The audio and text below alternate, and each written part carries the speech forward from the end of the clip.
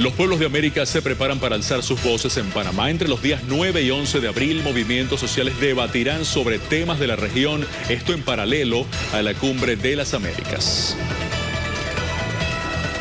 Vitalidad, el líder de la revolución cubana Fidel Castro, sostuvo un encuentro con la delegación del segundo vuelo de Solidaridad Bolívar Martí. Rafael Correa desmiente crisis en Ecuador, aseguró que 20 trimestres de crecimiento consecutivo lo certifican.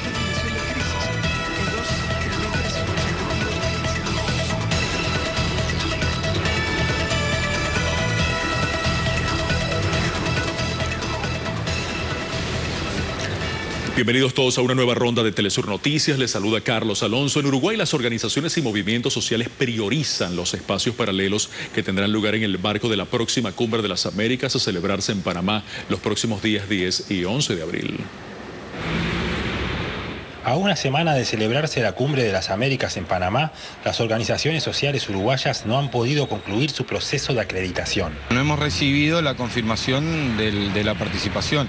De cualquier manera, hay un grupo de compañeros en Panamá que están trabajando para garantizar la participación de todas las organizaciones sociales que están inscriptos.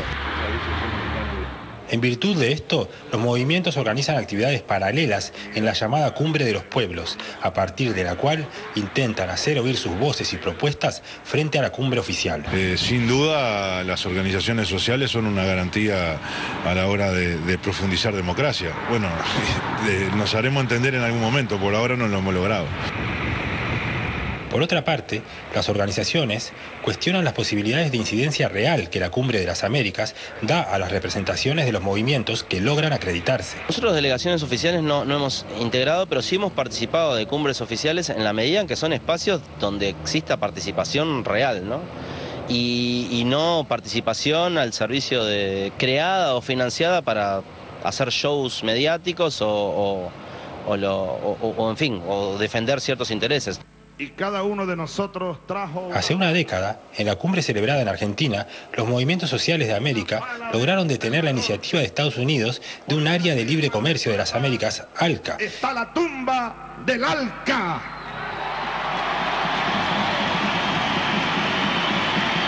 La tumba del ALCA. En esta edición, el escenario está marcado por el reingreso de Cuba a la OEA y las amenazas de Estados Unidos hacia Venezuela. Mauricio de los Santos, Telesur, Montevideo, Uruguay. Y en el marco de la séptima Cumbre de las Américas, la periodista y escritora argentina Estela Caloni solicitó a todos los compañeros de la red de intelectuales en defensa de la humanidad la firma de una carta denunciando los preparativos de una guerra sucia por parte de Washington y los derechos locales. A través de una misiva, Estela Caloni afirma lo siguiente: nadie había pensado en una cumbre fácil en momentos en que se desarrollan maniobras golpistas contra Venezuela, Argentina y Brasil, en todos los casos financiadas y dirigidas por Estados Unidos. La cumbre puede transformarse en una trampa contrainsurgente por parte de Estados Unidos y sus agencias de inteligencia. Asimismo, Estados Unidos el pasado 17 de diciembre anunció el restablecimiento de relaciones diplomáticas con Cuba después de reconocer que todo lo realizado contra ese país durante más de medio siglo no logró derrocar a la revolución de 1959. A la vez, Obama dio a conocer en esa misma fecha la aplicación de sanciones a funcionarios venezolanos. El presidente Nicolás Maduro y todos los organismos de integración regional y otros bloques en el mundo le exigieron a Barack Obama que revoque esa orden ejecutiva. Sin embargo, el presidente de Estados Unidos no ha respondido hasta ahora. Finalmente, la periodista Estela Caloni asegura que Estados Unidos continuará con una campaña internacional, esto con el objetivo de perjudicar y atacar a los gobiernos insumisos de la zona, destruir y golpear los procesos de integración que se han logrado. Y mientras continúa más solidaridad por parte del continente latinoamericano con Venezuela, Estados Unidos reconoció el fracaso de su política de injerencia en la región al quedar sorprendido por el respaldo del bloque a la nación suramericana. La subsecretaria de Estado para la región, Roberta Jacobson, dijo estar decepcionada de ver cómo las naciones del continente rechazan las sanciones del gobierno de Barack Obama en contra de la revolución bolivariana. Estoy decepcionada por la defensa de la democracia de otros gobiernos latinoamericanos. Pero veo que nadie está defendiendo el modelo. Entonces, veo que estas alianzas sobre este asunto proviene de la solidaridad histórica entre el bloque, pero en este caso no creo que prospere. Y a propósito, el jefe de gobierno del Distrito Capital, Ernesto Villegas, calificó como insólito que el gobierno del presidente Barack Obama se niegue a dialogar con Venezuela por vías democráticas. Es insólito que el país más poderoso del planeta Tierra, gobernado por el señor Barack Obama, se niegue a dialogar, se niegue a causar cualquier diferencia con un país como el nuestro por el camino institucional, democrático, diplomático, e insista en la vía anacrónica de las sanciones, de torcerle el brazo a quienes no podrán torcerle el brazo jamás ni nunca, porque este es el pueblo de Chávez, el pueblo de Bolívar. Tras el decreto emitido por Estados Unidos contra Venezuela, el jefe de gobierno del Distrito Capital afirmó que el pueblo venezolano continúa rechazando esta acción emitida por el presidente Barack Obama. Nosotros llenamos también nuestros cuadernillos, estampamos nuestra firma y con ello le decimos al imperio norteamericano y a cualquier otro que en el mundo confundiese a la Venezuela de hoy, a la Venezuela soberana e independiente con una colonia, que aquí hay pueblo para rato, revolución para rato, soberanía para rato, y que el pueblo de Chávez está activo, movilizado.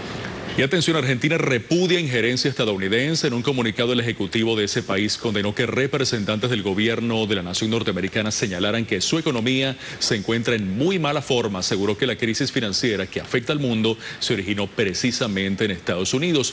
Resulta curioso que los representantes de Estados Unidos se refieran al estado de la economía de los restantes países, pasando por alto el influjo determinante que tienen sus propias decisiones de política económica sobre la economía mundial. Parte del comunicado dice: antes de opinar sobre la realidad de otros países, los funcionarios de los Estados Unidos deberían ocuparse y preocuparse por la realidad de millones de sus compatriotas que todavía pagan las consecuencias de la aplicación irrestricta de los preceptos del famoso consenso de Washington, a contramano de los que los medios dicen, en consonancia con la funcionaria estadounidense Roberta Jacobson, para generar fantasmas cambiarios. Las reservas son mucho más sólidas que antes. En el plano social, a la brecha del ingreso entre un 10% más rico y el 10% más pobre de la población se redujo entre 2003 y 2014 a la mitad. Argentina tampoco se olvida que la última vez que los funcionarios de Estados Unidos vieron a Argentina en muy buena forma, durante la década de los años 90, el país terminó en la peor crisis política, económica y social de su historia.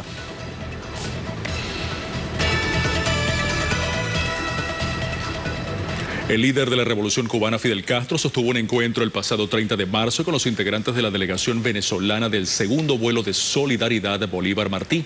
Una serie de fotografías difundidas por el portal web Juventud Rebelde muestran al comandante Fidel Castro saludando a los anfitriones del Instituto Cubano de Amistad con los Pueblos presentes en la ciudad de La Habana. Durante el encuentro, el líder destacó la campaña internacional contra el decreto del presidente estadounidense Barack Obama que atenta contra la población venezolana. En otras notas, la Oficina Nacional de Emergencias en Chile, la ONEMI, informó que ya son 25 las personas fallecidas, 101 las personas que están desaparecidas, esto producto de las intensas inundaciones que están afectando el norte de Chile. Hasta el momento, más de 29.000 personas están damnificadas, más de 2.000 viviendas están destruidas, esto según reportes del director de la ONEMI, Ricardo Toro. Durante este viernes se continuó la campaña de vacunación, entregándose unas 100.000 dosis contra la hepatitis A, 140.000 inyecciones contra la influenza, 42.000 contra el tétano y 2.000 contra la rabia, mientras persiste el desabastecimiento de agua potable. Y tras estos aluviones ocurridos en el norte de Chile, unos 19 médicos egresados de la Escuela Latinoamericana de Medicina, ELAM, se trasladaron a esa nación y se encuentran en estos momentos trabajando en coordinación con el Ministerio de Salud chileno.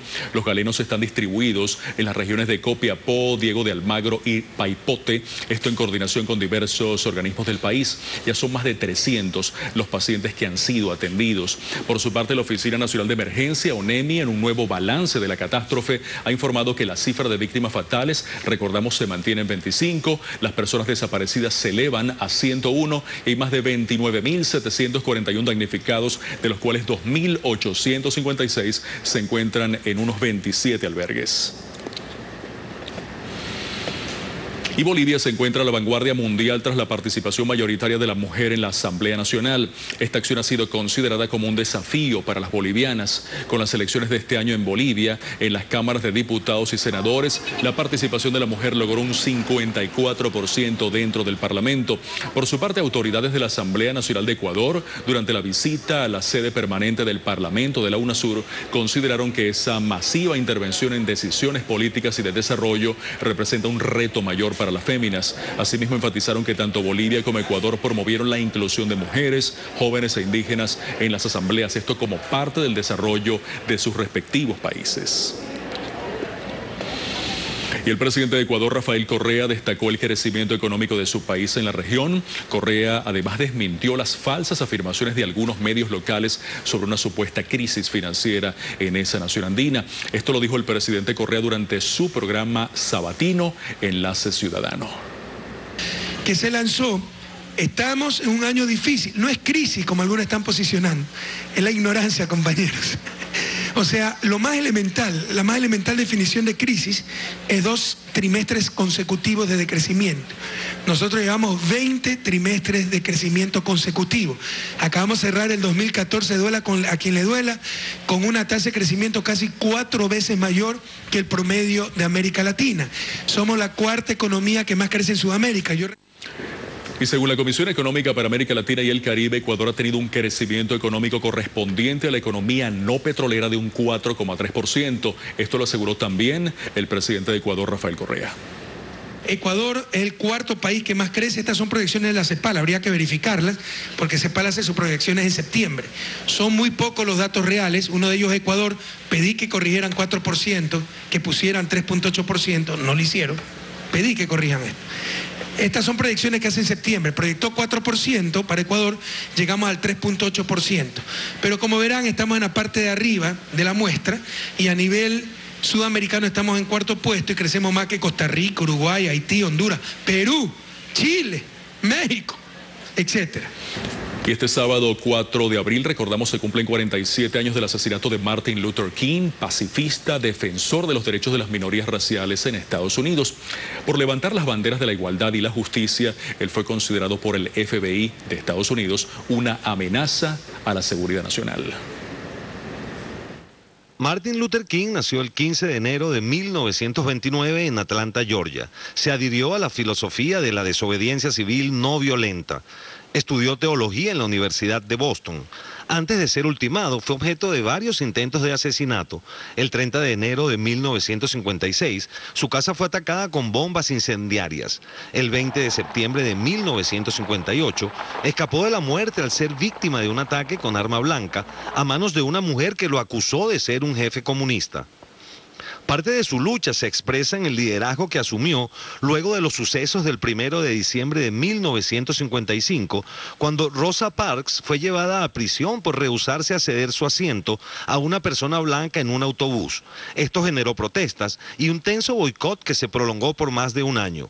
En un intento por acabar con la protesta, la Corte Suprema de Estados Unidos, el 13 de noviembre de 1956, declaró ilegal la segregación en autobuses, restaurantes, escuelas y otros lugares públicos. En su célebre discurso, Yo tengo un sueño, King expresó: Be transformed into an oasis of freedom and justice. I have a dream that my 4 little children will one day live in a nation where they will not be judged by the color of their skin, but by the content of their character. I have a dream today. El racismo continuó contra la comunidad afrodescendiente en Estados Unidos. Esto llevó nuevamente a miles de ciudadanos de orígenes étnicos diversos a las calles para demandar justicia en 2014, tras el asesinato de Michael Brown en Missouri, el primero de varios asesinatos de jóvenes negros por policías blancos, a los que la justicia ha decidido no procesar.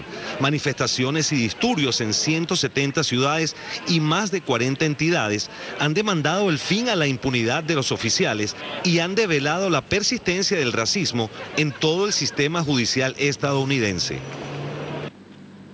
A pesar de que la comunidad negra representa poco más del 12% de la población estadounidense, a ella pertenece 36% del inmenso total de los presos. El Centro Internacional de Estudios de Prisiones arrojó que este país, cuyo sistema carcelario es privado, con 2.290.000 presos, tiene la más alta tasa de privados de libertad en el mundo. Entre 1930 y 1990, la justicia estadounidense ejecutó a 4.016 afrodescendientes. Las estadísticas reflejan que si un negro mata a un blanco, es casi seguro que reciba la pena capital. Pero es casi nula la posibilidad que esto ocurra cuando un blanco mata a un negro. Es impensable si el asesino es agente de seguridad. Empleados de una cadena norteamericana de comida rápida protestaron en la ciudad de Nueva York en exigencia de un salario digno. A la manifestación se unieron sindicatos y trabajadores de la construcción. Ellos demandan un sueldo de $15 por hora, que actualmente es de $7,25. La protesta forma parte de una serie de actividades que se estarán realizando durante los primeros días de abril en Estados Unidos. Para el día 15, concretamente, se tiene previsto una jornada de acción nacional, donde se espera que más de 100.000 personas que trabajan en 200 ciudades estadounidenses exijan aumento de salarios y también el derecho a sindicalizarse.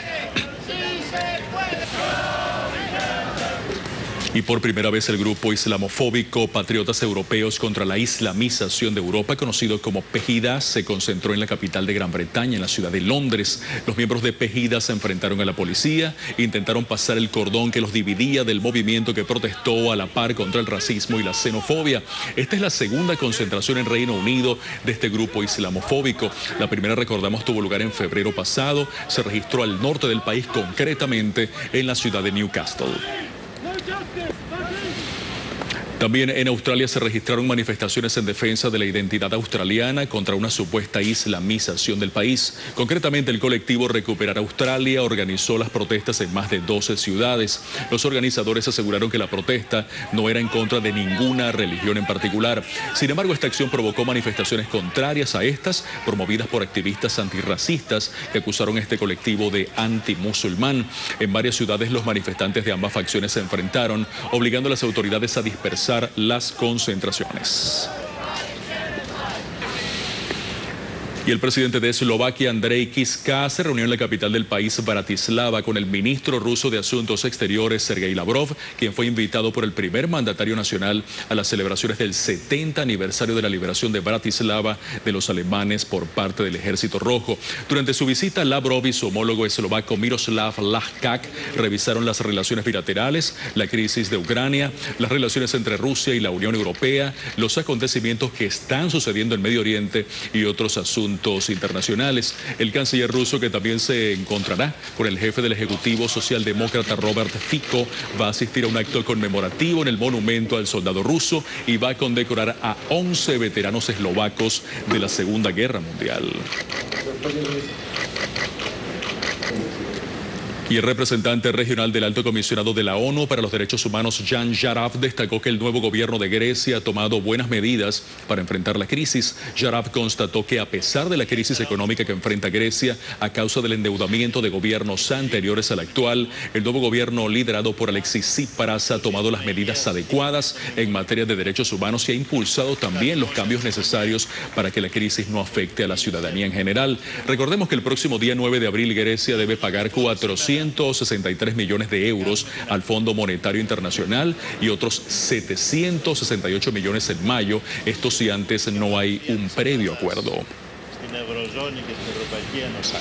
El gobierno de Venezuela condenó enérgicamente este atentado terrorista contra la Universidad de Garissa, esto en Kenia, en el que murieron, recordamos, 150 personas y otras 79 resultaron heridas. A través de un comunicado, la Cancillería venezolana indicó que el presidente de esa nación, Nicolás Maduro, eleva sus oraciones por decenas de jóvenes víctimas de este vil ataque, así como por sus familiares.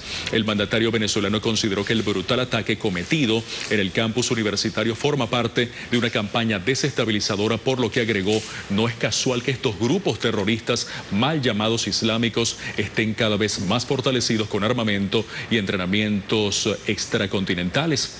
Finalmente, el gobierno venezolano confió en que la profunda vocación democrática de este país hermano y la heroica lucha del pueblo keniano va a lograr conseguir la paz.